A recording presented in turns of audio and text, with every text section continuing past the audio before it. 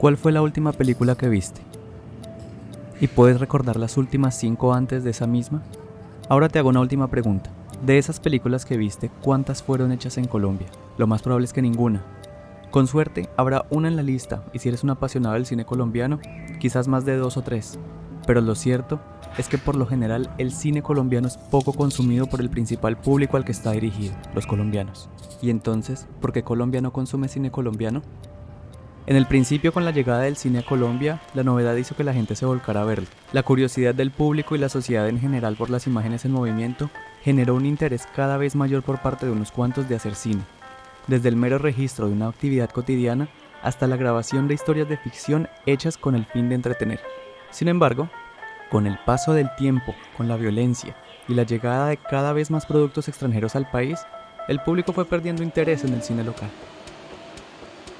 El año 2019 se consolidó como el año con mayor número de largometrajes colombianos estrenados, con un total de 45. El crecimiento de la industria colombiana con los años ha sido exponencial, y aunque poco a poco las audiencias crecen, no lo hacen tan rápido como la industria cinematográfica del país. Indagando un poco más, me doy cuenta que son varios los motivos por los que los colombianos no asisten a las salas a ver cine nacional. Si bien la oferta, aunque en aumento, no es suficiente, no es la razón principal. El cine colombiano tiene un gran contendiente, un gigante llamado Hollywood, con superproducciones que cuentan con presupuestos enormes. Entre ellas, el destinado a publicidad y distribución, algo de lo que la industria local carece.